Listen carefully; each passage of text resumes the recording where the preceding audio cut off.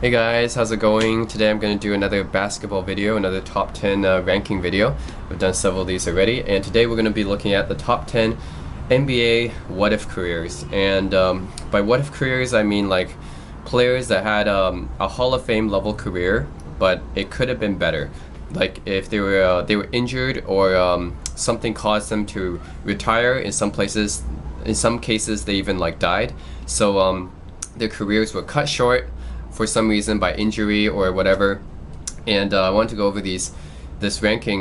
This is my top 10 ranking of players that are Hall of Fame level or in the Hall of Fame, and that could have had an even better career. And I'm doing this because I think that these players, like if they had an even better career, then you know, they might be considered like even like top 10 at their position if they, you know, they never reached their full potential, and that's kind of sad. But I'm gonna go over these guys. First of all, I have an honorable mention, and that is Yao Ming. Yao Ming came from China. He played in China internationally before he came to the NBA, so he already had kind of mileage on him. So that's one thing. And when he came into the NBA, he only had 3 healthy seasons basically. He was an 8-time All-Star, 5-time All-NBA Hall of Famer. Had persistent ankle foot injuries after like during the 2006 season, and never really got fully healthy again. Best season was in 2007, averaging 25, 9, and 2. That wasn't really a full season though, so we never really got to see what Yao Ming's full capability was like. Who knows? Definitely, I don't think he would have been as dominant as Shaq, but I don't know. Who knows? He may have been a top 15 center if he was fully healthy and had a really great career. Shaq did give a lot of good compliments to Yao Ming, and yeah, who knows? He may have even won a ring, you know, if he was healthy enough. Okay, number 10, I have Penny Hardaway. Penny Hardaway, when he came into the league, people thought that he was the next Magic Johnson. People thought that, you know, he's a big point guard. He can rebound well, can score well, assist well, and people thought that he was going to be the next Magic Johnson. He was a 4-time All-Star, 3-time All-NBA. His career was cut short from persistent injuries. And from 1998, basically, he basically got injured, much like his, like basically, the Magic hasn't really had a good break, you know. Like they had Penny Hardaway, then they had Grant Hill, Tracy McGrady. They never really had. I think the Magic is one of like the more unlucky franchises, but I'll get on to the most unluckiest franchise actually in NBA. But yeah, I think Penny Hardaway. Who knows how high he would be ranked if he had a full healthy career, but definitely when he was healthy he was quite a player. His best season was in 1996, averaging 22, 4, and 7. So yeah, that's Penny Hardaway, number 10. Number 9, I have quite a recent one, Derrick Rose. Derrick Rose, 3-time All-Star, 1-time All-NBA, 1-time MVP. So this guy won MVP, and then basically the next season after 2012, during the playoffs, he suffered an ACL tear, and he was never really the same again. He was never the same explosive MVP level Derrick Rose. And who knows how good Derrick Rose could have been if he was not injured.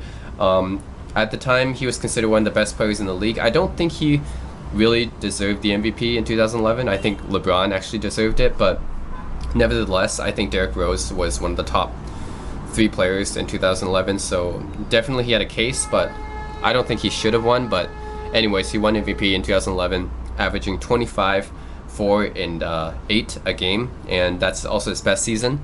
And since he really only had 3 healthy seasons, who knows what really could have happened. But as of right now, Derrick Rose plays for the New York Knicks, and probably not going to be the same player again, which is unfortunate.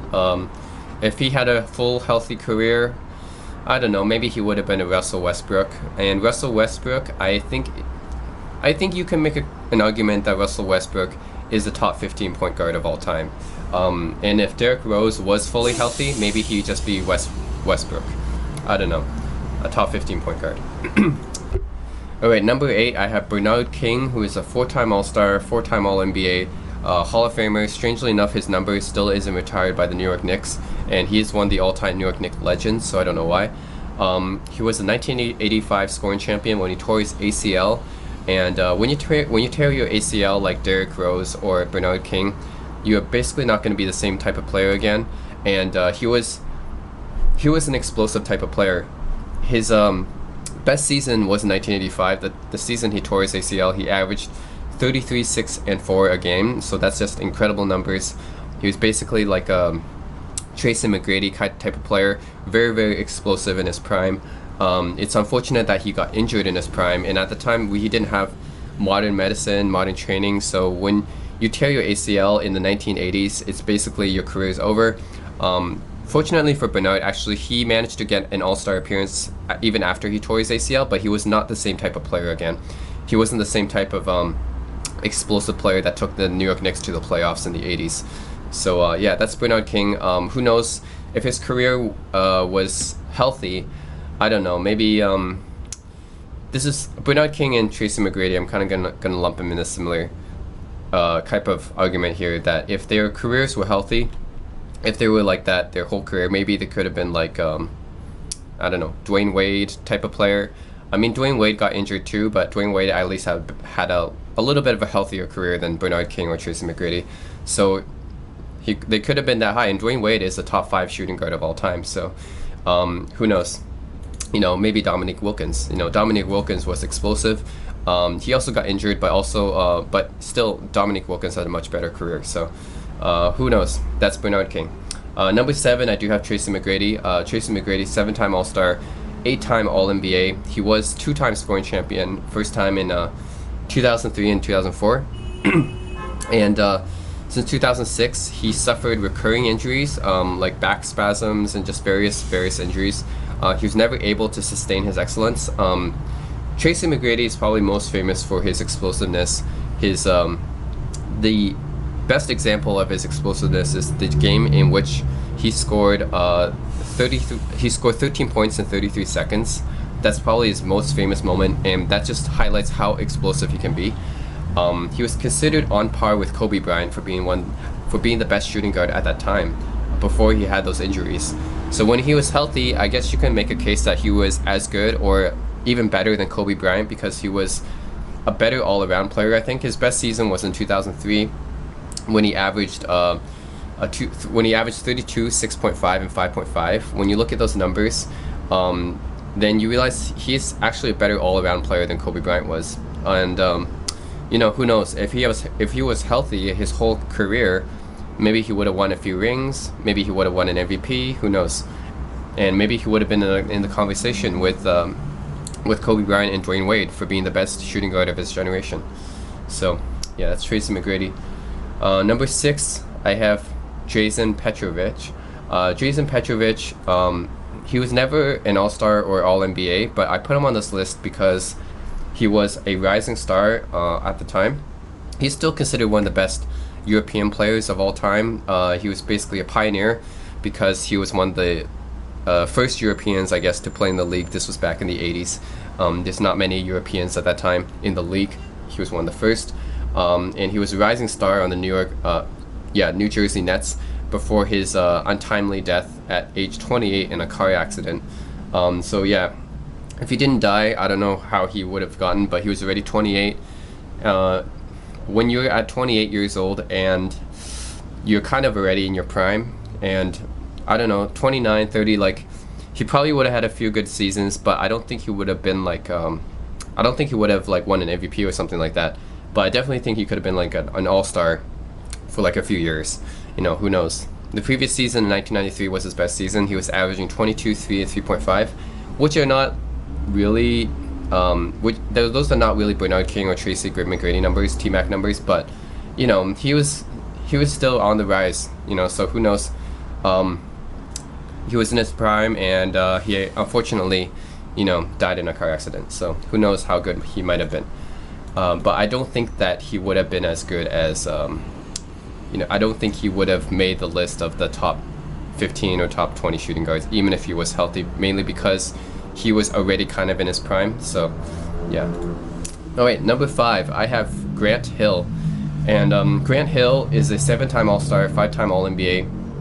He was basically a triple-double machine when he arrived in the NBA. For those 6 seasons he played with the Pistons, he was basically LeBron James, Magic, Oscar Robertson, you know, that type of player. Just putting up triple doubles every night.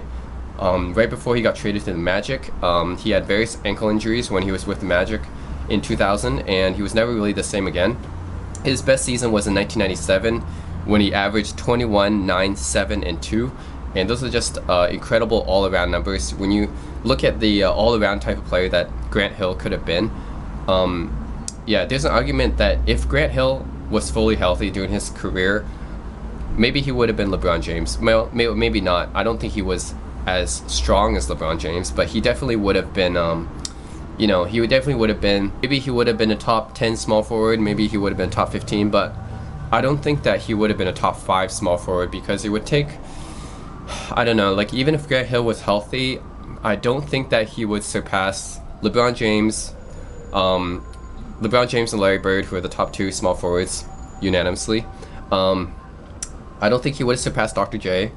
I don't think he would have surpassed Elgin Baylor, and John Havlicek is also, you know, I don't know if he would have surpassed John Havlicek either, because he was also a great all-around player.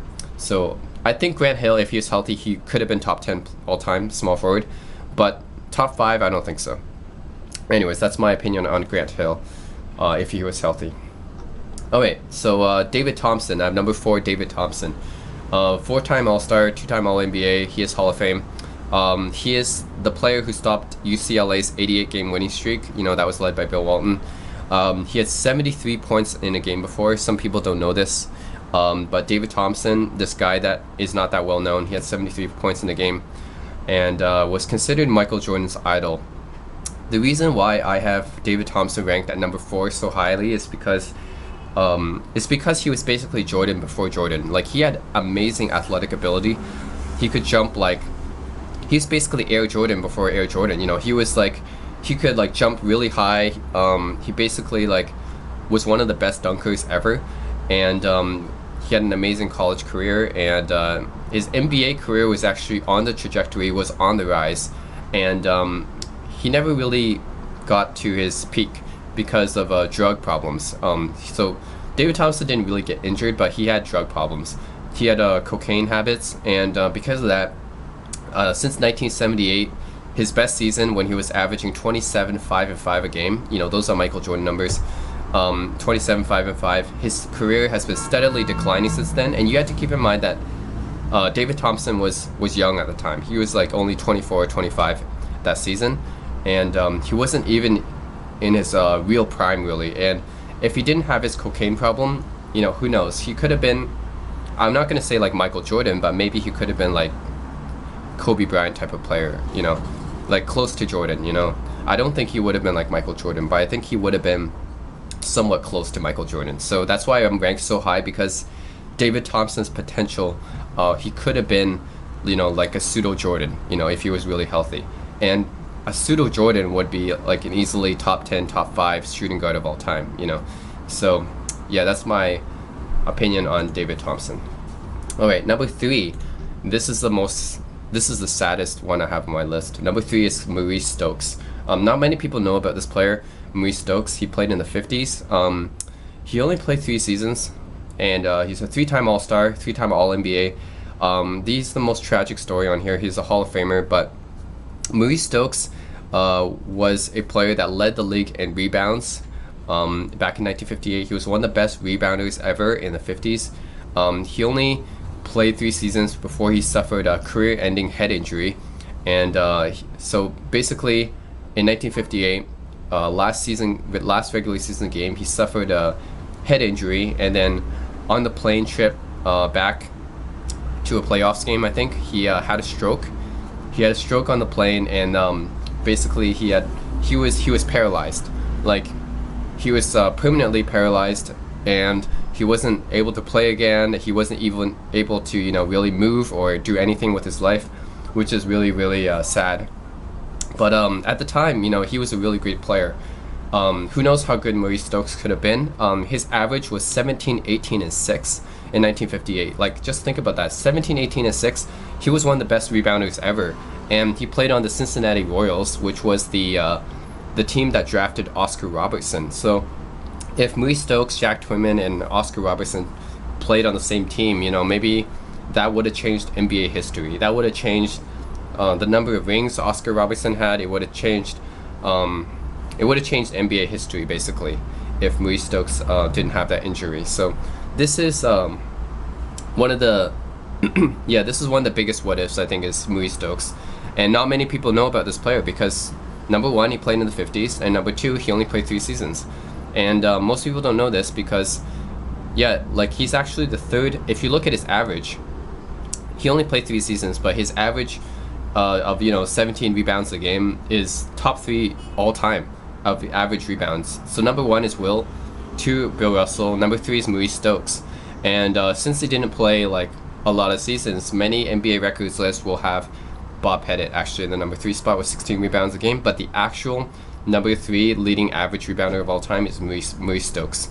And it's really unfortunate that he was paralyzed and wasn't really able to really live his life after that.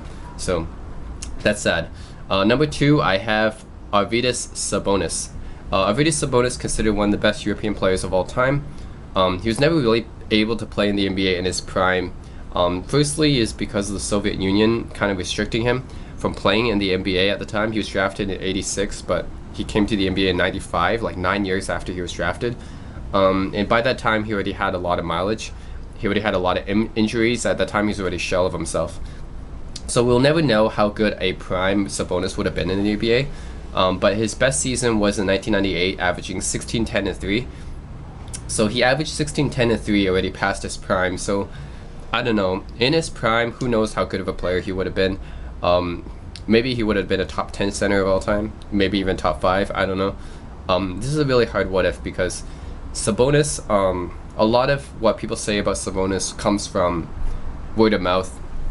A lot of his games weren't televised. A lot of his games, they were played back in the behind the Iron Curtain. We didn't have much footage of Sabonis back in the day, so a lot of what we know comes from word of mouth. But from word of mouth, he could have been he was considered one of the best passers, one of the best passing centers ever. So maybe he could have been a Bill Russell type of player, a Bill Walton type of player when he was healthy.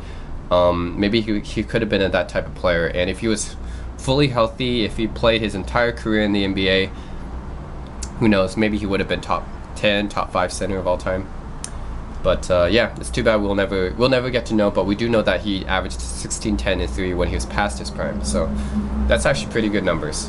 And that was when he was injured already. So yeah. Okay, number one what if career of all time in the NBA. Can you guess who? It's Bill Walton. Okay, Bill Walton is a 2-time champion, 1-time MVP, 1-time Finals MVP, 2-time All-Star, 2-time first team. So by far, he has the best resume of all the players that I listed, and he's a Hall of Famer. And this is all despite the fact that he only had 2 really healthy seasons in the NBA.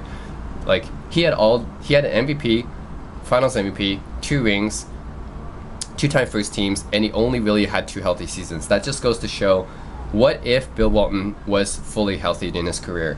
Like that's the biggest what if to me, because in his prime, when he was healthy in 1977 and 78, he was considered one of the best centers, maybe on par with Kareem Abdul-Jabbar, I think at the time.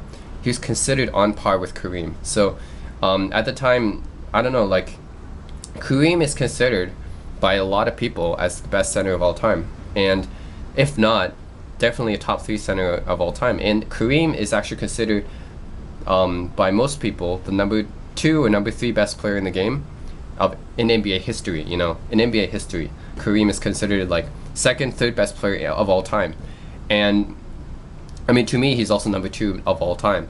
So if Bill Walton, when he was healthy, was on par with Kareem Abdul-Jabbar, and if he was healthy for his whole career, maybe, who knows, he would have been a top 5 player of all time. This is the biggest what if. He had various foot and ankle injuries after 1978, and that was also his best season, averaging 19, 13, and 5. If you think about it, if he had a career averaging 19, 13, and 5, and he had multiple rings, multiple MVPs or something like that, he's under consideration for top 10 player of all time.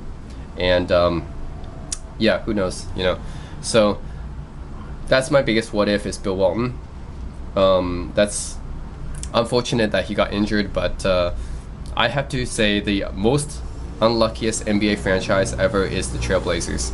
The Portland Trailblazers are so unlucky, and I'll just go over a little bit of the records here. In 1972, the Trailblazers selected LaRue Martin, and LaRue Martin is considered the #1 biggest draft pick bust of all time. He was the #1 pick in 1972, and you know, he never really got to play anything. You know, he was just the biggest draft pick bust of all time. So they have the #1 biggest draft pick bust of all time.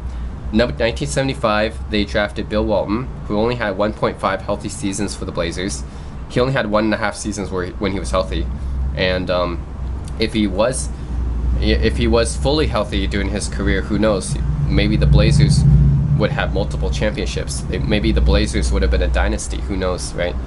1984, they missed Michael Jordan and picked Sam Bowie at #2, who was also kind of injured his whole career. You know, who knows what might have happened if they picked Michael Jordan? Who knows what might have happened if Sam Bowie was healthy? Sam Bowie was actually a decent player. He just got injured his whole career, so that's unfortunate. And in 1995, they got Andris Sabonis, who was far past his prime, also injured. 2006, they got Brandon Roy, who had to retire from degenerative knee conditions. So that's really unfortunate as well. And Brandon Roy was the top player at the time, so who knows about that. 2007, of course, they drafted Greg Oden, who's also considered one of the biggest draft busts ever. So if you judge by the record, the Trailblazers have to be the most unluckiest NBA franchise ever. Like, they have the top 2 of my what if spots on this career. They are Andris Sabonis and Bill Walton. Like, and plus they had a whole bunch of other players who just were draft busts or got injured. So yeah, I feel sorry for the Portland Trailblazers. They really only had a pretty good run when they had Clyde Drexler, and yeah, that's basically it. And then now they have Damian Lillard, but yeah, historically the Trailblazers have been the most unluckiest. So that's it. That's my video. Top 10 NBA Hall of Famer what if careers of all time, and I hope you guys enjoyed it, and leave me some comments if you agree or disagree, or if you have something to say. And that's it. Thanks for watching.